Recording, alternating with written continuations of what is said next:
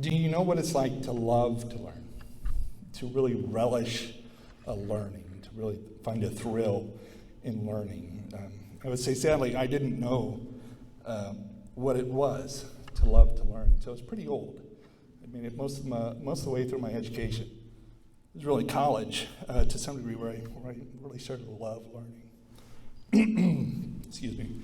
But it was really after a really life-changing encounter with God.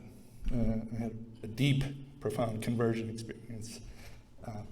And after that, man, everything was just beautiful and decolores, right? There were just so many beautiful things around me.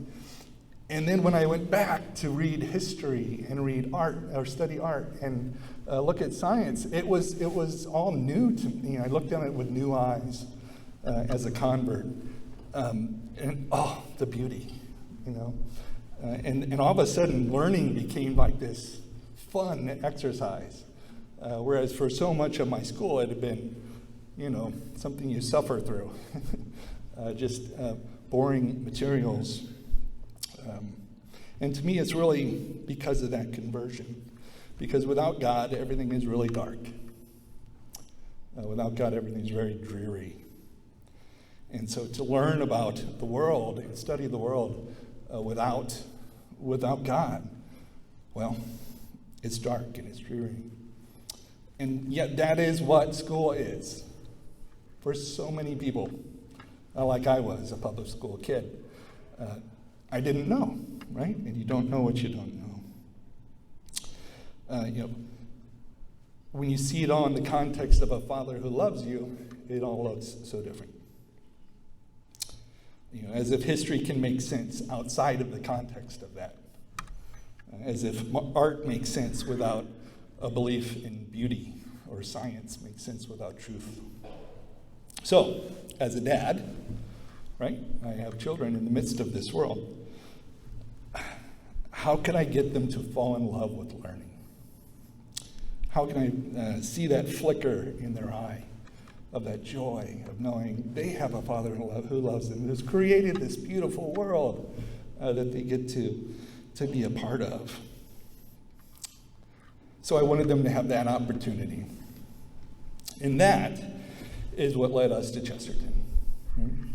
Because I saw here a place where they would see the world and where they would learn about the world in the context of his love. And all the subjects would be interrelated, right? And all would be glorifying to God. And when you study math, you'll see him looking back at you. When you study science, you'll see him looking back at you. And so I was really delighted when my kids started coming home and they were all excited about the Odyssey or the Iliad because the way they go through it here at Chesterton, they just get to enjoy it in such a deep way.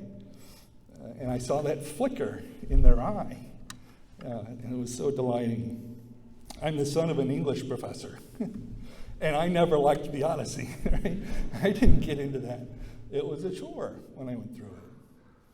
And they see it in a completely different way. It's this fun thing that they get to go through with their friends. And the way they work through it in kind of a small group, Socratic method, it just makes it so easy to enjoy, right? It's something they're doing for fun, and they find joy in it. And similarly, very quickly, they learn to keep up with their class. They have to work very hard. And they learn diligence at Chesterton. It's one of the first things I picked up on. They learn how rewarding it is to do a job well and with intentionality. That's a word you have to say intentionally. Intentionality. The education of my kids here is holistic. It's a full formation of the individual. They aren't just learning stuff and regurgitating it on a test, which is what I did over and over and over, rinse and repeat. Rather, they're growing. They're growing in virtue, which is so beautiful. I've watched each of my kids here blossom before my eyes. I've had 3 kids here at Chesterton. Like a plant that's just put in just the right soil, right? And all this is done in a culture that's radically different than the culture that dominates so much of the world out there. In this culture, the rich kids are not more important than the poor kids. The athletes are not more important than the non-athletes. In this culture, virtue is not just an abstract idea, it's an ideal that you're striving for every day, heroically striving for virtue. And they have a culture of that they challenge each other to grow in virtue together. It's so awesome. Coming from public school, I just look at it and I'm filled with wonder at it. It's so beautiful. And I never dreamed, to be honest, that the culture of the students, how the students interact with each other, would end up being one of the highlights of the school to me. It's such a positive influence on my children. The culture here inspires them to strive for great things, and it inspires them to try to deeply love God. And sadly, I've kind of given up on that in our modern education system. I always thought culture was something I had to protect them from because it would try to take their faith from them. And so seeing the culture here, it just gives me such hope. Because it actually can be this good. It is possible. And so many people out there don't know that.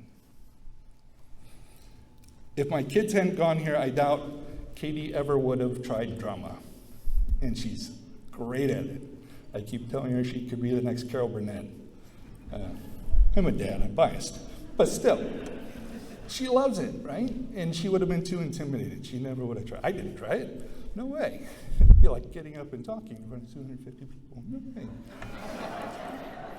Or choir, right? They all do choir. And Cece loved doing choir. She got so into it. It was so cool to see. And then Eli, dance. My 15-year-old son, he's 16 now, but at the last dance, he was 15. He went and danced 28 times. Which means he went up to a girl 28 times and asked her to dance. Amen. When I was 15, I was afraid to even look at a girl. And all these things here that they've grown to appreciate and love, they would not have had that. I know what the experience in other schools is, and this is such a gift. Even things that may not be their thing, they find joy in.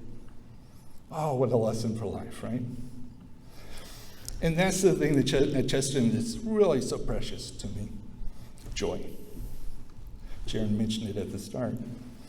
When they put joy on that tagline for the school, they had me. They had me at hello, right? They had me at joy. And when we look at a modern American teenager, is joy what you see? When you look out in the world with the idea of a modern American teenager, is it joyful? Shouldn't it be?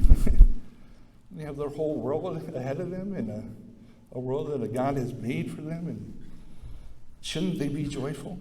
And yet so many teenagers today aren't.